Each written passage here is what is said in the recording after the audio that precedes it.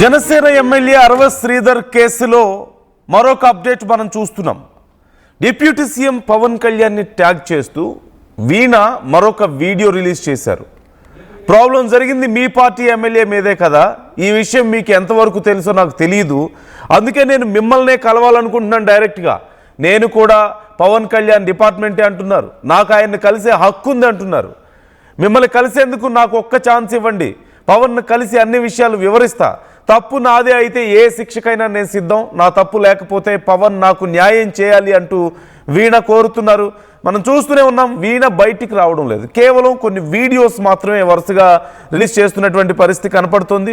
మరోవైపు అరవ శ్రీధర్ నుంచి పిటిషన్ వెళ్ళడాన్ని మనం చూసాం కోర్టుకి, ఇదంతా తప్పుడు కేసు అంటూ ఒక పిటిషన్ వేయడాన్ని మనం చూసాం.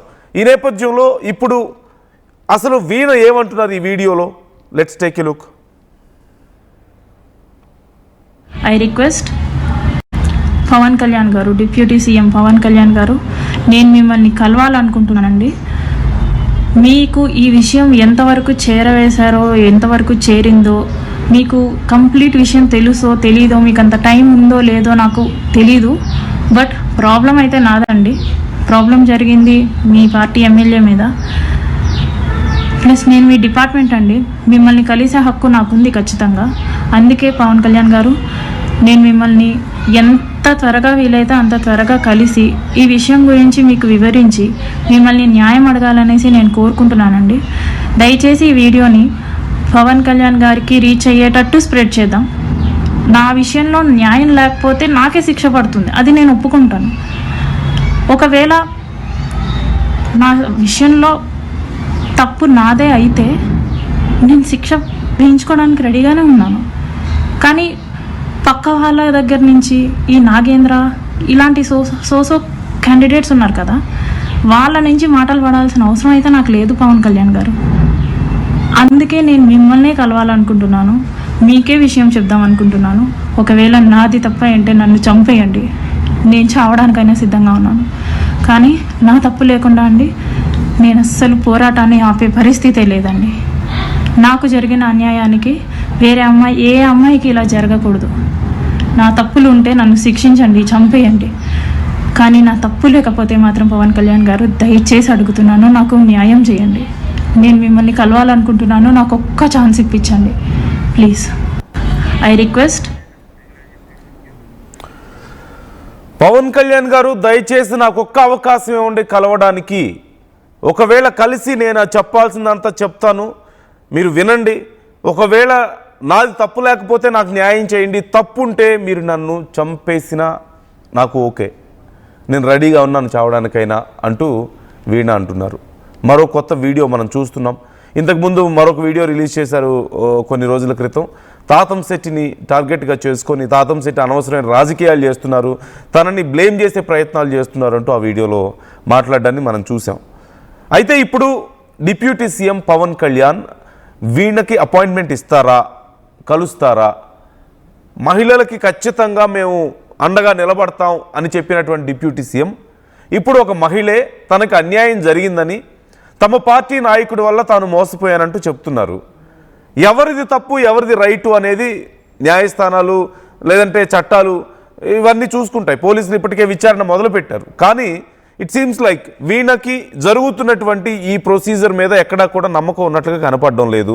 తనని ఇబ్బంది పెట్టే ప్రయత్నం చేస్తున్నారని, తన క్యారెక్టర్ని అసాసినేట్ చేసే ప్రయత్నం చేస్తున్నారని, తనకి ఈ లీగల్ ప్రొసీడింగ్స్ మీద ఎక్కడా నమ్మకం ఉన్నట్లుగా కనపడడం లేదు. అంటే తనకి వ్యతిరేకంగా జరుగుతున్నాయి, ఇంటెన్షనల్గా వ్యతిరేకంగా జరుగుతున్నాయి, కాన్స్పిరసీ జరుగుతుందన్న ఒపీనియన్లో తను ఉన్నట్లుగా కనపడుతున్నారు. అందుకని డైరెక్ట్గా డిప్యూటీ సీఎంనే కలవడానికి తాను అపాయింట్మెంట్ అడుగుతున్నారు. ఒక్కసారి కలవండి, నేను చెప్పేది వినండి, నా తప్పు ఉంటే నన్ను చంపేయండి, నా తప్పులు లేకపోతే నాకు న్యాయం చేయండి. మీ పార్టీ నాయకుడి వల్లే కదా ఈ గొడవ అంతా జరిగింది, నేను మీ డిపార్ట్మెంటే కదా, నాకు కలిసే హక్కు లేదా అని అడుగుతున్నారు. సో ఇప్పుడు డైరెక్ట్గా జనసేనానినే అడుగుతున్న నేపథ్యంలో మరి ఆయన ఏమన్నా ఈ విషయంలో ఆలోచిస్తారా? ఇప్పటి వరకు డైరెక్ట్గా ఆయన ఈ విషయానికి సంబంధించి ఆయన ఒపీనియన్ చెప్పలేదు. ఆయన పార్టీ నుంచి, జనసేన నుంచి ఒక కమిటీ వేయడం, ఆ కమిటీ విచారణ చేయడం మనం చూస్తున్నాం. మరోవైపు పోలీసులు కేసు నమోదు చేసుకొని విచారణ చేస్తున్నారు.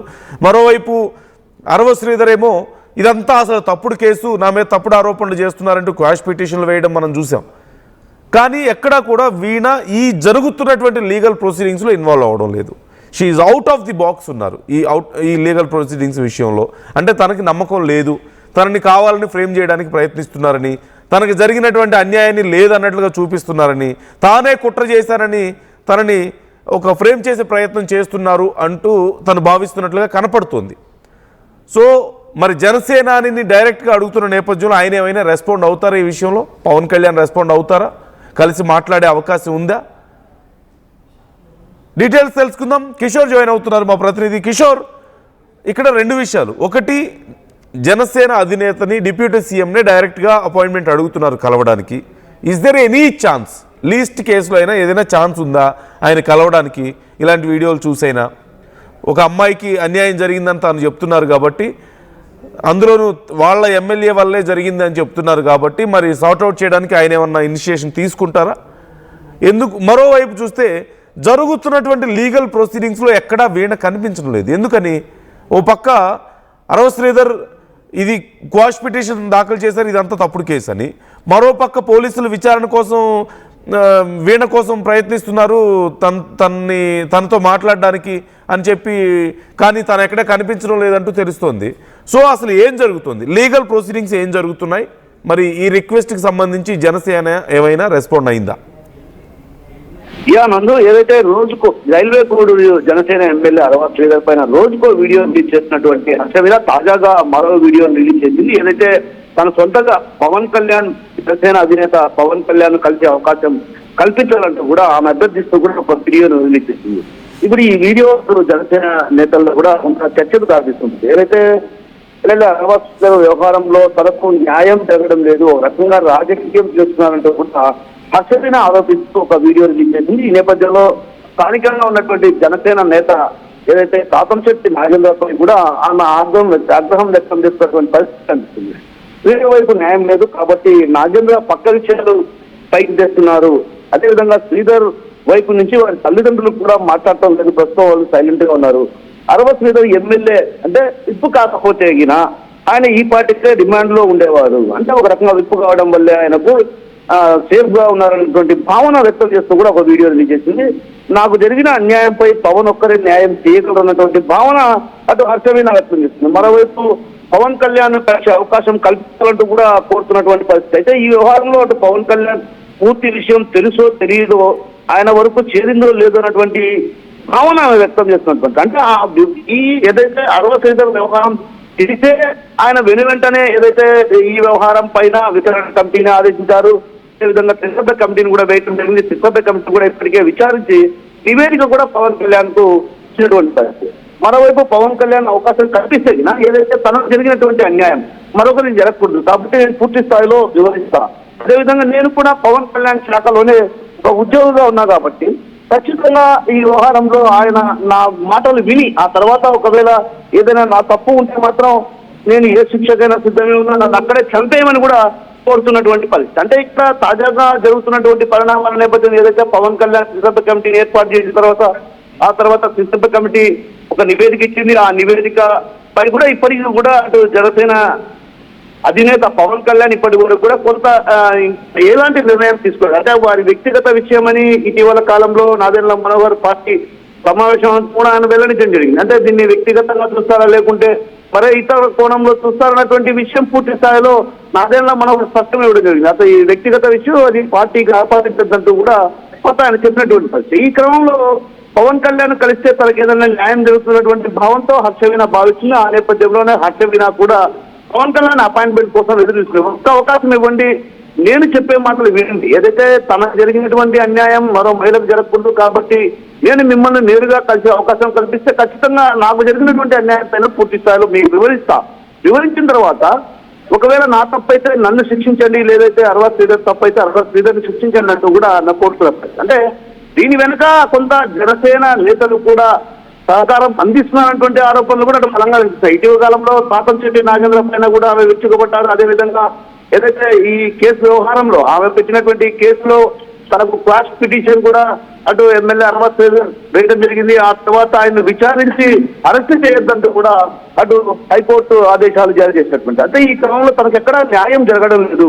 అసలు లోపల ఏం జరుగుతుంది అంటే అటువైపు పోలీసుల మీద నుంచి కావచ్చు, ఇటు న్యాయపరంగా కూడా తనకు న్యాయం జరగలేనటువంటి భావనలో హర్షవీణ ఉన్నట్టు తెలుస్తుంది. ఆ నేపథ్యంలోనే ఆయన కొంత ఏదైతే ఇక న్యాయం జరగదు, పవన్ కళ్యాణ్ ఏదైతే మహిళలకు అండగా నిలుస్తారని గతంలో పలు సందర్భాల్లో కూడా ఆయన చెప్పినటువంటి సందర్భం కాబట్టి ఖచ్చితంగా ఆయన శాఖలో నేను పనిచేస్తున్నా కాబట్టి ఖచ్చితంగా నేను మహిళగా నాకు న్యాయం జరుగుతున్నటువంటి భావనతో మా అపాయింట్మెంట్ కోరుతుంది. అయితే ఇప్పటి వరకు జనసేన నేతలు ఏదైతే ఈ హర్షవీణకు సంబంధించి ఏదైతే జరిగినటువంటి వ్యవహారంలో అటు పూర్తి స్థాయిలో విచారణకు హాజరు కావాలంటూ కూడా ఏదైతే త్రిసభ్య కమిటీ కూడా వాళ్ళకు సూచించింది. ఆమె తరపున న్యాయవాది కూడా తెలపడం జరిగింది. అయితే ఆమె ఎక్కడ నేరుగా వచ్చి విచారణ కమిటీ ఎదురుగా హాజరయ్యి ఆ త్రిసభ్య కమిటీ ముందు తనకు ఉన్నటువంటి వీడియోలు కావచ్చు, ఇతరత్ర ఏవైతే ఎవిడెన్సులు ఉన్నాయో అవన్నీ సమర్పించినటువంటి పరిస్థితి. అంటే ఒక రకంగా ఆమె కేవలం పవన్ కళ్యాణ్ అపాయింట్మెంట్ కోరుతున్నదే తప్ప అటు త్రిసభ్య కమిటీ జరిగిన వ్యవహారంపై త్రిసభ్య కమిటీకి చెప్పింటే ఆ విషయాన్ని త్రిసభ్య కమిటీ పవన్ కళ్యాణ్ దృష్టికి తీసుకెళ్లేవారు. కానీ ఆమె ఆ త్రిసభ్య కమిటీ ముందు హాజరు కాలేదు అన్నటువంటి భావన అటు జనసేనలో కనిపిస్తున్న. మరోవైపు ఏదైతే ఆమెను వినకుండి ఒక రకంగా ఏదైతే వీణ చెప్పింది మనతో కూడా మాట్లాడారు. వీణ తనేమన్నారంటే నేను ఖచ్చితంగా లీగల్గా వెళ్తాను, I have all the proofs and evidence, కాబట్టి నేను లీగల్గానే వెళ్తాను, ఎలాంటి ప్రొసీడింగ్స్కైనా నేను రెడీ అని చెప్పారు.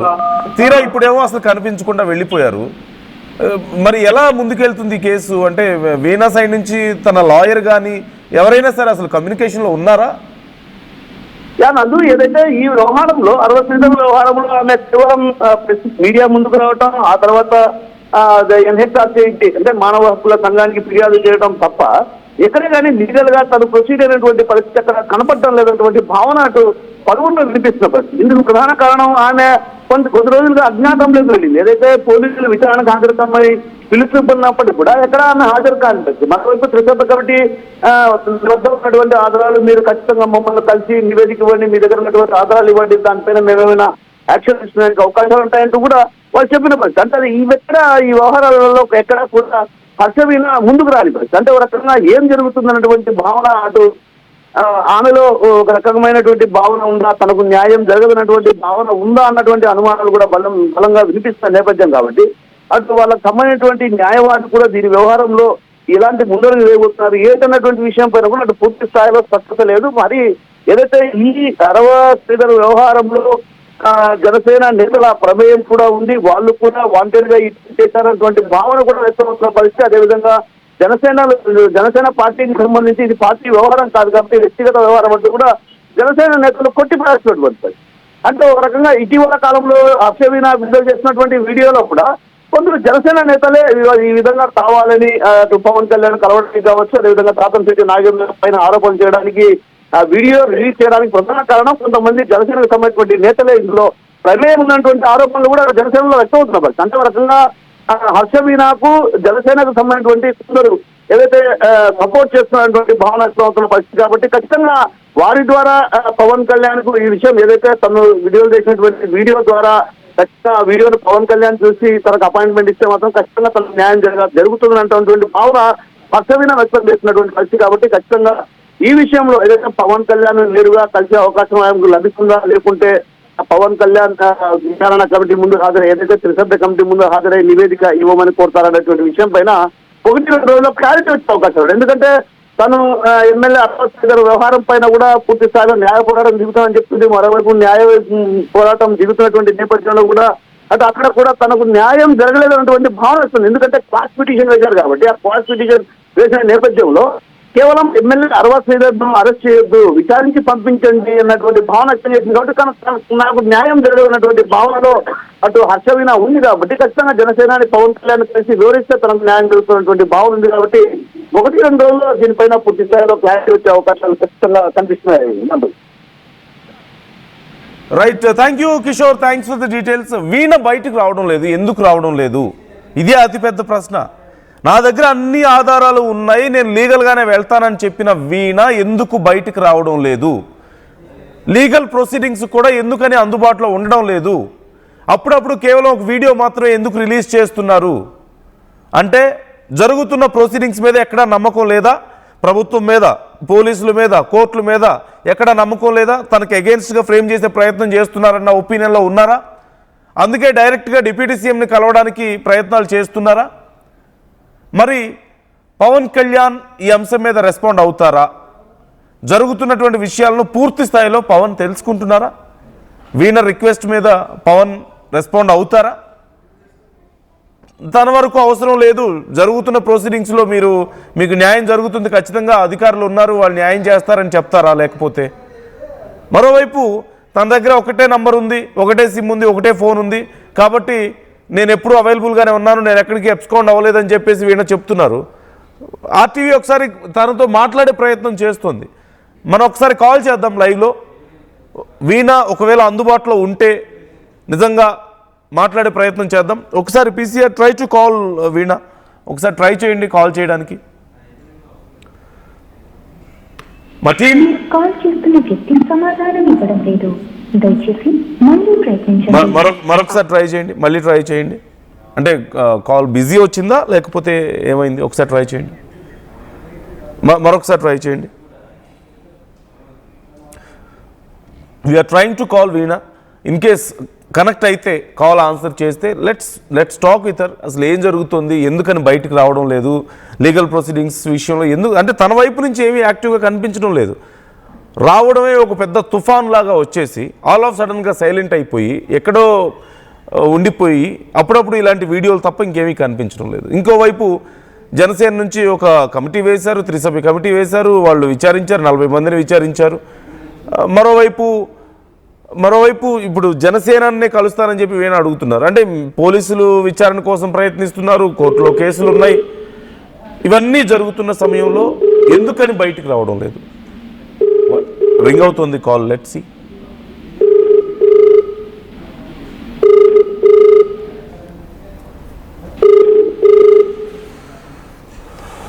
మీరు కాల్ చేస్తున్న వ్యక్తి సమాధానం no, she is not answering. తన ఫోన్ చాలాసార్లు ఆఫ్ వస్తుంది, లేదంటే కాల్ ఆన్సర్ చేయడం లేదు. చాలామందికి అందుబాటులో లేరు. No one knows what's happening with her. ఏం జరుగుతుంది తన విషయంలో, అసలు తను ఎందుకని ఇలా హైడ్ అయిపోయారు ఒకసారిగా? న్యాయం కావాలి అనుకున్నప్పుడు న్యాయపరంగా ఎందుకు ఫైట్ చేయడం లేదు? అంటే నమ్మకం లేదా పోలీసుల మీద, నమ్మకం లేదా వ్యవస్థల మీద? డైరెక్ట్గా పవన్ కళ్యాణే తనకి న్యాయం చేస్తారని చెప్పేసి అనుకుంటున్నారా? మిగతా ఎవరితో న్యాయం జరగదని అనుకుంటున్నారా? It seems like she's in that insecure position. ఒక ఇన్సెక్యూరిటీలో ఉన్నట్లు కనపడుతుంది. మరి పవన్ కళ్యాణ్ ఎలా రెస్పాండ్ అవుతారు? ఏం జరగాల్సిన అవసరం ఉందనుకుంటున్నారు వీణ కేసుకు సంబంధించి? అరవ శ్రీధర్ ఏమో అసలు నాకు ఏ తప్పు లేదు, ఇదంతా ఫ్రేమ్డ్, కేసును కొట్టేయండి, క్వాష్ చేయండి అని చెప్పేసి పిటిషన్ వేసినటువంటి పరిస్థితి మనం చూసాం. So try to comment your opinions. మీకేమనిపిస్తుంది? మీ అభిప్రాయాలు ఎలా ఉన్నాయి? ఇన్ కేసు ఒకవేళ వీణ ఆర్టీవీకి తిరిగి కాల్ చేశారు అంటే మేము మాట్లాడతాం ఖచ్చితంగా. లైవ్లోనే మాట్లాడి తన సమస్య ఏంటి, ఎందుకని పవన్ కళ్యాణ్ని కలవాలనుకుంటున్నారు, ఎందుకని లీగల్ ప్రొసీడింగ్స్కి అందుబాటులో లేరు, అసలు ఏం జరుగుతోంది, ఈ వీడియోలో ఎందుకు అనేది తెలుసుకునే ప్రయత్నం చేద్దాం.